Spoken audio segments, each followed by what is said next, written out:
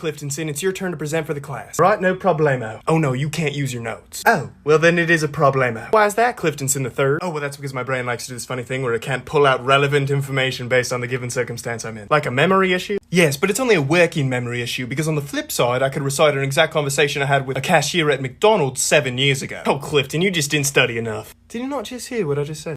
Because of my ADHD, I struggle with executive dysfunction, and sometimes task initiation feels like it's literally impossible. My brain just works fundamentally different than yours. Well, have you tried trying? Holy fuck! You cured me. I'm not the first person to say this, but I keep seeing people use the word procrastination. We have executive dysfunction. Procrastination is when you look for anything else to do other than the thing you don't want to do. Executive dysfunction is not being able to do the thing you want to do. Yes, I have that. Wait a minute. I see. She's taken a barnacle and she's covered it in bioluminescent algae as a diversion. おい、天空のライアーを手に入れたのは酔っ払い相手に歌を聴かせるためなのかよ。えへってなんだよ。 If you have ADHD and you're a perfectionist, I have a question for you. Do you ever do the thing where you come up with like a solution or a plan to a problem that you're having, and you go like full ADHD galaxy brain and like finding the solution to the problem, so it's like really complex and involves like a number of steps, but then your perfectionism kicks in and you realize that you're never going to be able to execute the plan exactly perfectly, so you just get super overwhelmed and you don't do anything at all? Just me? Cool. So I wasn't planning on leaving my house today, but I realized I had to make a grocery run. And one of my ADHD rules is to never leave the house unless you've showered, and that helps me motivate myself to get out of the bed and into the shower. So I want to know, what weird ADHD rules have you set for yourself? And don't show me while you're in the shower. Today is hard, so I'm fucking bringing it back. And I'm gonna record it, so I get extra dopamine. Yeah, here we go. First up. Okay, I hit a little snag. I spilled a bunch of water on myself on the floor, but I did all the dishes I could. Woo! This means I'm showering next. Okay, I can't prove that I showered and brushed my teeth, so you're just gonna have to take my word for it. No! I ate lunch, reluctantly, but I fucking did it. And now this. Yay. It's the next day and I forgot to finish this TikTok, but I did everything I had to do, so bye. Why are ADHD people such fast talkers? Because we get bored of hearing our own selves talk. It's like listening to a teacher at normal speed. We're just not going to be able to pay attention.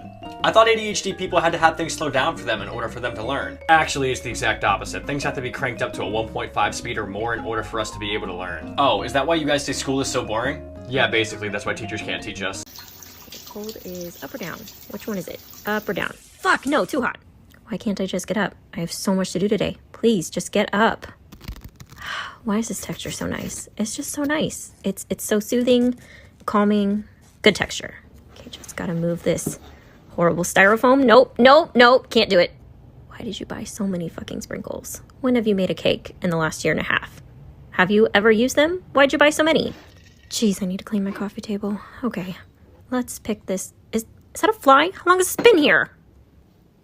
Oh, a sock. All right, just pick up the sock. Super easy. Just pick up the sock. It's not a big deal. Just pick it up. You're not gonna pick it up. Come on, just pick it. Come on. Okay, just time to go to sleep. Get comfortable. It's okay, not a big deal. Why is my leg itching? Okay, it's okay. He's snoring kind of loud, but it's fine. I can block it out. I can't block it out. I can't do it. Hey, can you go sleep in the other room? Mornings can be tough, but to make sure you get up on time, be sure to get to bed at a reasonable time each night. And if you need to, set multiple alarms prior to when you need to wake up so you can gradually get yourself awake. Your circadian rhythm and melatonin production cycles are incredibly off from the rest of the world, especially if you're a teenager. That's why you stay up late. Try getting a sunrise lamp. Mine looks like this. It replicates the rising sun in your room, starting about half an hour before your alarm goes off, or it's adjustable. This helps your body start producing the right chemicals to wake you up in advance of your alarm, meaning you're more likely to be receptive to your alarm instead of just sleeping through it. Put it somewhere far away so you won't naturally just reach over and try and stop it from getting brighter. Another thing I do is post something to your social media of choice right before you go to bed. Do not check it. Then in the morning, as you're starting to wake up from the lamp, you'll remember that you posted something and want to go check it. Then you'll get a dopamine response from that, and then you'll be on your phone, which will wake you up. Hey, what's up everybody? I'm Dr. Brian, and I have 3 more letters for you to help you understand ADHD. So most people with neurotypical brains, or people who do not have ADHD, are motivated by 3 different things. Is it IRC? Is it important? Is it rewarding? Or are there consequences? Now, most people with ADHD are not necessarily motivated by these 3 things. And check out my last video to find out what they are motivated by, though. Now, how do I know this? Well, not only am I a person who specializes in treating and evaluating ADHD, but I myself have also been diagnosed with ADHD. Now, I've seen this play out over and over again in my own life. You'd think that you could just tell someone, hey, just remember that's really important. Or, hey, you're going to get an F on this paper if you don't turn it in. Or, hey, I'll give you a treat if you do this. If you think it's frustrating trying to motivate somebody with ADHD to do something, think about what it's like for the person with ADHD. They know it's important, they know they got to do it, but they just can't figure it out. So here's how I packed laundry from my ADHD brain. I have a schedule where I do laundry every Mondays and only on Mondays. This means that by now, Mondays just reminds me to do my laundry. Everywhere where clothes were being thrown on the floor, I just put a laundry basket, even in weird places. Every room in my house has a laundry basket. I have very large washer and dryers so that I can do big loads. I wash everything together, no sorting, all on cold, and I set a timer to remind me when to switch it over. All of our family has their clothes in one closet, and we don't really fold anything. Everyone has multiple bins where we just toss things in, we hang a few things. Those are our clean towels. These are clean PJs for the girls. Most stuff doesn't need to be folded. Maybe do a light fold here for a shirt. But for the most part, I don't have to run all around the house putting laundry away.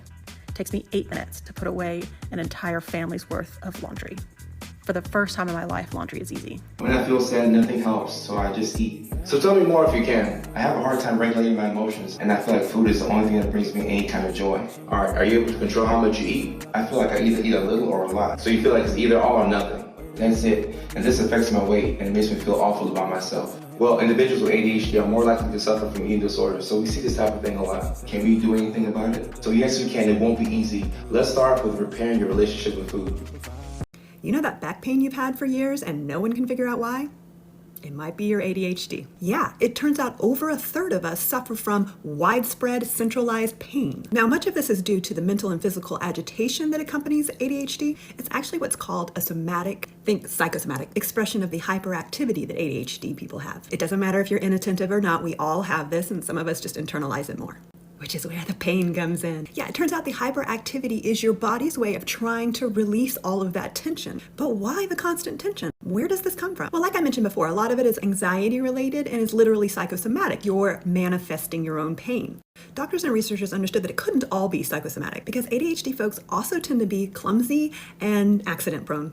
But of course, up until now, they all just thought it was because we had no attention span and we weren't watching where we were going or something like that. Sometimes it just feels like they think we're all dumb and spasmatic. Right, so what is it? It turns out people with ADHD have a high muscle tone in many of their muscles. Right about now, you're probably confused like I was. Muscle tone, isn't that good? Don't we need more of that? In this case, it's not good. It indicates an overactive amount of contraction to the muscles. In other words, they're constantly in tension. The results, of course, being pain, injury. In fact, in this main study that I'm sourcing right now, when they compared the test group of ADHD to the control group of people without ADHD symptoms, they found that 80% of the test group had widespread pain. 80! I've never seen a number like that in a study. I forgot to mention that only 8% of those neurotypical bastards had any pain. What kind of pain? Mostly back, hip, sometimes leg and calf pain. All the pain and tension even restricts your breathing. And do you know what happens when you restrict your breathing? Well, a lot. But one of the main things is your anxiety goes through the roof because you're telling your body that you're in danger. It's hard to breathe when you're in danger. So now you're in that vicious cycle of anxiety and pain. So what can you do about it? Actually, a lot. I'm living proof. I suffered from chronic back pain for almost 35 years. And it did take quite a few years of physical therapy, yoga, meditation, because that's what's going to help your breathing and calm your mind. And of course, strength training. So as someone who has lived through this agonizing pain, there's so many things you can do to go a long way into fixing it. You literally have the power. Take your life back. I've got the power! Oh, the one who seems to have had a really stressful day. I wish to remind you of something. Somewhere out there, in a parallel universe, a version of yourself is being eaten by a pterodactyl.